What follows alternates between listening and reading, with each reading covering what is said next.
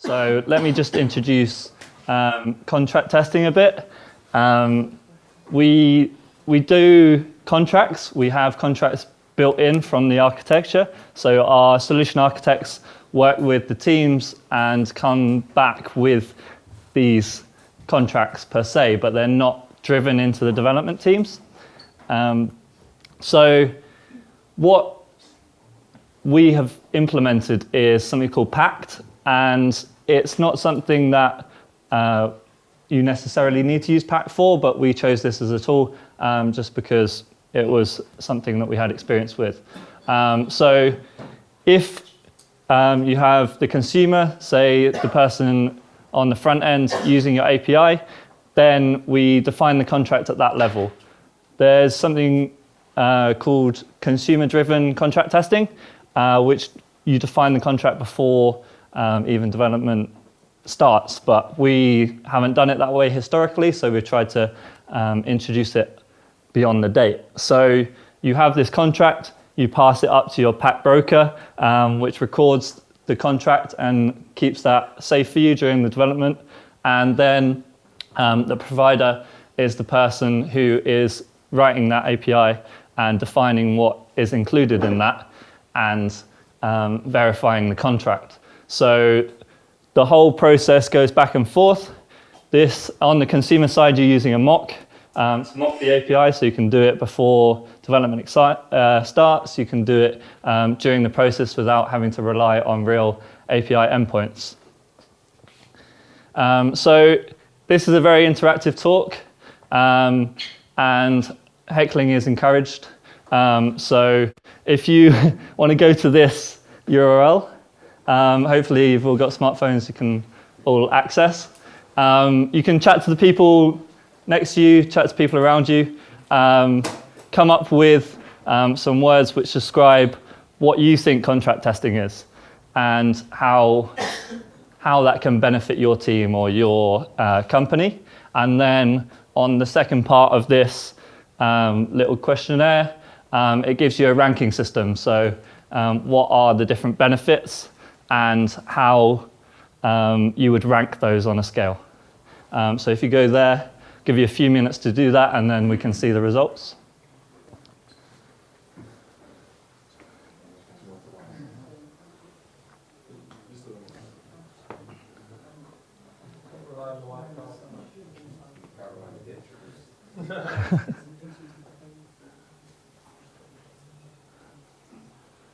I have already got some results up there from a session that I did internally. So if this goes wrong, then we still have something. What's that, sorry? Not valid? You have to actually type the whole URL. I'll try to send you. Okay, I've got some new things. So some people are on there. Mine won't work. Is everyone having failure or no? Okay. Oh, it's on there.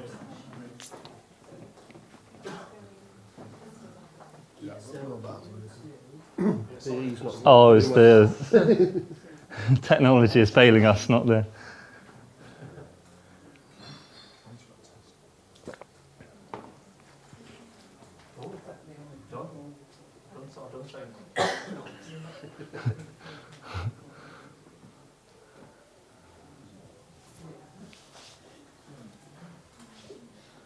Everyone's been to the URL, yeah? So I can navigate off this page? Okay.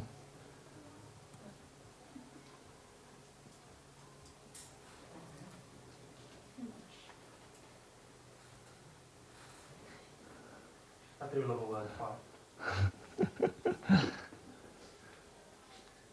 Not updating Swagger. This is interesting.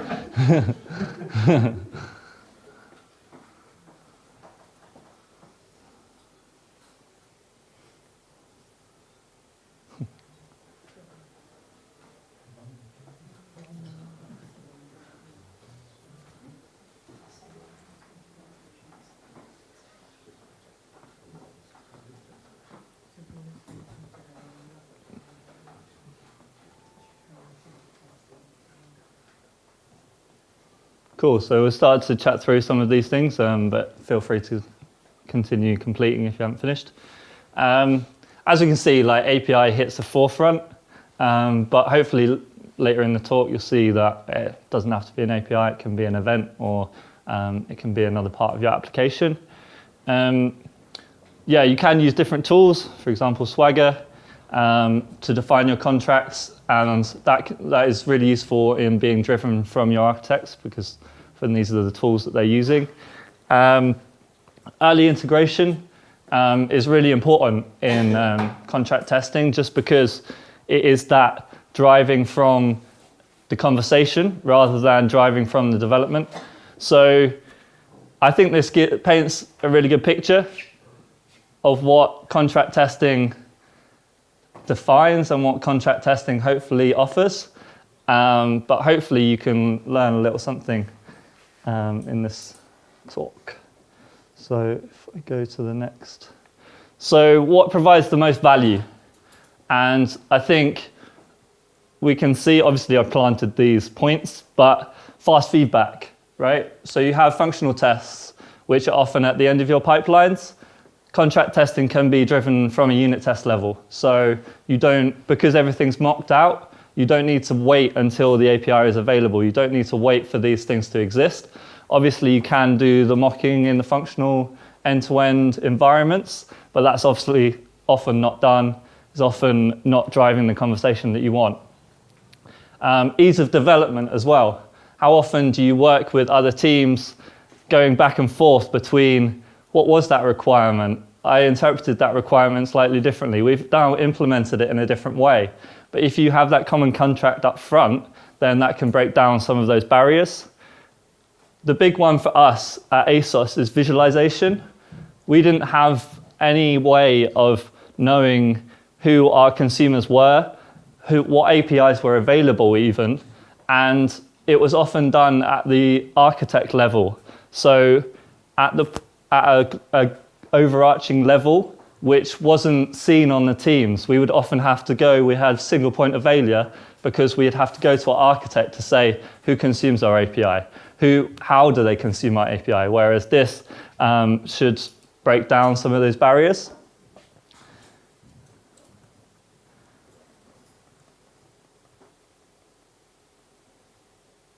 Okay, so as I've touched upon, it doesn't look too good from this view, hope it's better for you. Maybe the lights, as you suggested. So I stole this off the Asos website. Don't tell anyone. So a bit of background, right? So Asos moved to microservices a couple of years ago, as I described. Our architect is that crucial person in defining our contracts. Our team is classified as a purely API team, so we only provide the APIs. We obviously consume other APIs, but they're often at a higher level. We listen to events or we consume it in a different way. So our architecture of how our teams are set up very defines nicely into what we should be doing at a contract level. So we work in squads. So we are very siloed in what happens, right? One QA may not know who the other QA is in the organization. And it's the squad's kind of PO level, which is where you find that information out. And often it's someone that you haven't even met before, or it's someone that's new to the organization because we have a big turnover of contractors. And these squads are defined on like a feature level. So we solely work on the login registration, so we work with customer data, but the person that consumes the customer data may be working in the customer care center, for example, and we don't have visibility or contact with them on a regular basis. So this is kind of what we're trying to illustrate as part of the contracts we're doing. Be conservative in what you send, be liberal in what you accept. So we were upgrading our API, but we weren't thinking about what we were accepting. We were being too specific in what we accepted. We weren't upgrading the API to a level where we could receive all the information that the customer care people wanted to send us.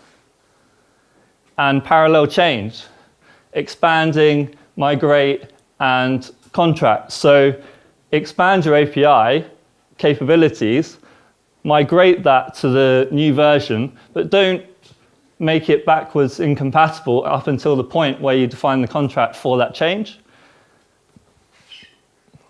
And the challenges, as I mentioned earlier, there was unknown consumers to us, which we weren't aware of, and they weren't communicating with us to drive that change. They weren't saying we're still on the old endpoint. We weren't keeping a track of that. So I want to touch a bit upon what is the difference between functional and contract testing to kind of visualize this, because we did have test cases which checked the end-to-end flow, but they weren't checking this particular scenario. I couldn't resist putting a Trump meme in. It was just too tempting when you're talking about contracts. So what is the definition of a contract test? So I took this from Martin Fowler. An integration contract test is a test at the boundary of an external service, verifying that it meets the contract expected by a consuming service. Okay, so I've got another exercise to kind of illustrate this point. Sorry if you didn't get on well with it last time.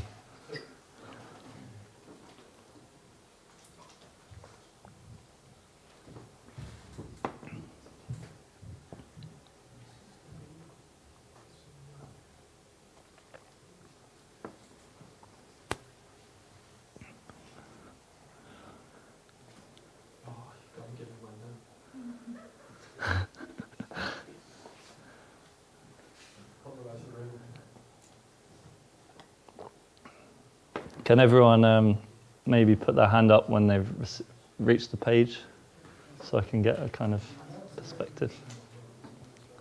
Okay, still going slowly.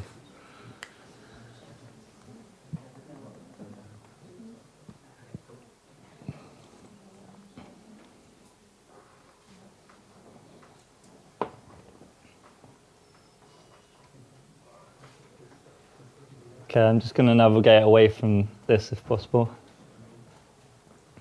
You can also go to this up the top if you haven't been to the address before. Okay, sorry about the BDD, but it's just a good way to describe it.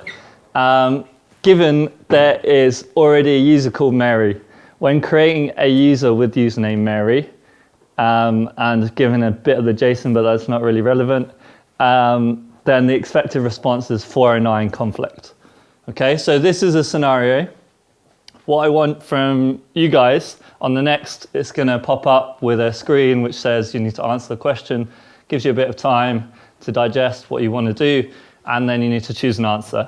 So the answers are around whether it's whether you think it should be a functional test, whether it should be a contract test, whether it could be both, or whether it could be neither. Please try and weigh up the argument on whether the most benefit would come from one of them, or whether you think that it still should be covered on both. That's perfectly legitimate, or whether neither of them covered it. Then we can chat about that after. So if everyone's ready, hopefully this will all go smoothly. It should load everyone up. If we start the question, so once it comes up, you'll get all the options. Oh, was it too quick? Apologies. So yeah, submit your answers, and hopefully we should get what you answered.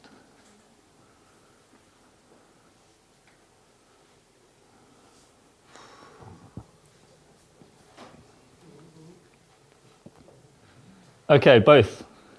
So do people agree with this? Put a hand up if you agree that it should be both. Obviously the people that chose both. But I completely agree. Like, it could be both, right? Based on the definition that we had before, testing the endpoints of a service, when you've got a conflicting user, there's some other behaviors going on there, right? There's some business logic involved in whether you defines who a unique user is. Okay, so we've got another scenario. When creating a user with password secret123, then the expected response is 400 bad request, and the error is that the password strength is too weak. Okay, so same again.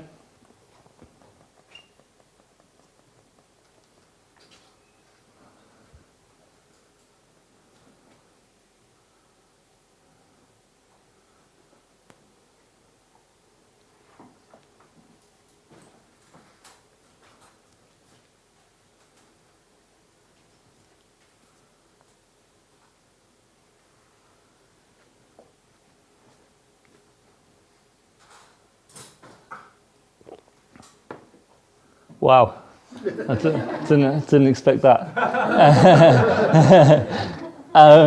No, I think this should be a functional test, right? Because there's logic involved in determining what is a weak password. So at the contract, obviously you're returning the error, and you're expecting that. But the logic to define what a weak password is probably functionally different each time. Okay, so there is 2 more scenarios, but I think I'll skip one. So just on this one, user hasn't registered already when the user requests to log in. They get a not found 404. So what do we think about this? To help if I start the question.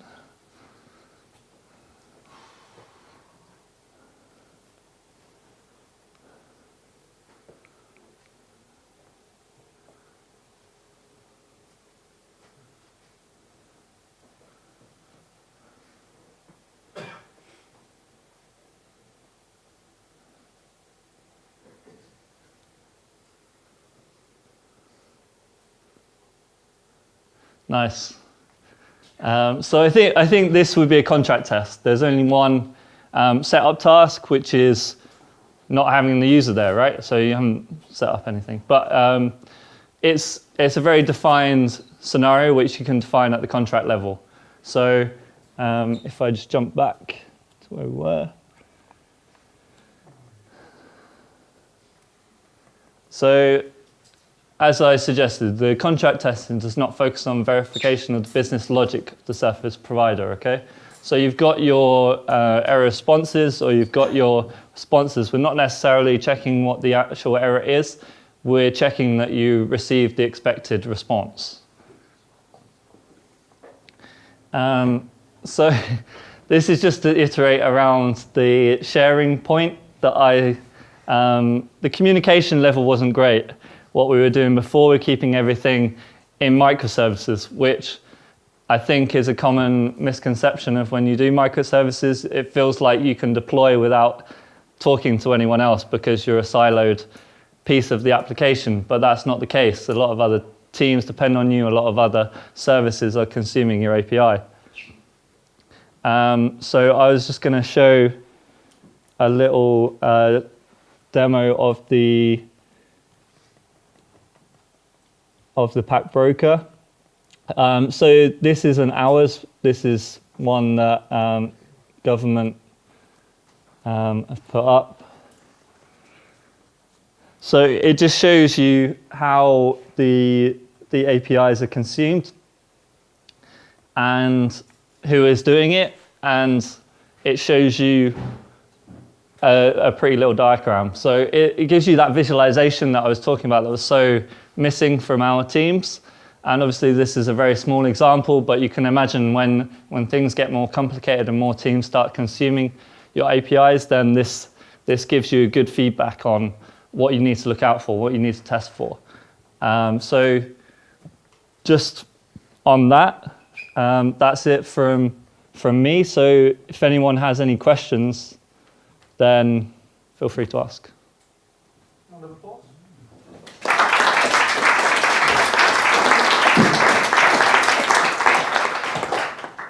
So we've got time for a few questions, so fire away. Have you used this consumer any third-party external APIs?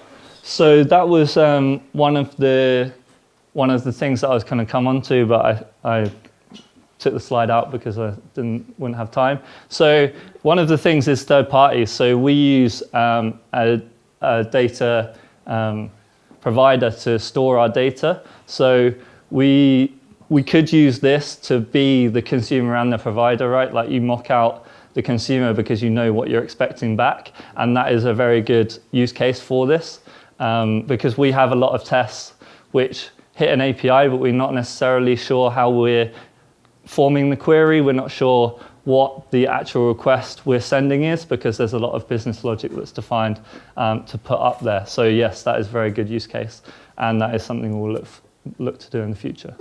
Yeah, and I mentioned earlier as well about using it for events. So obviously the typical use case that Pact uses is consuming an API, but often you are looking for an event to trigger your API. So it's not necessarily actual hitting that is the scenario. So you can use it at the event level as well. Any more questions? I didn't really get the diagram thing that you were showing at the end. So that was showing who was consuming the API and it would build.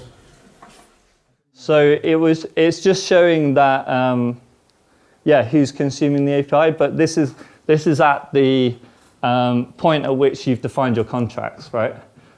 So this isn't looking through what your current infrastructure is. This is looking through what contracts you've set up in your organization. Okay. So this is not a full architecture overview. This is something which you're hopefully looking to paint the picture with. Okay. So it's something that might build then in. Exactly, yeah. And is that like some sort of like generated thing from?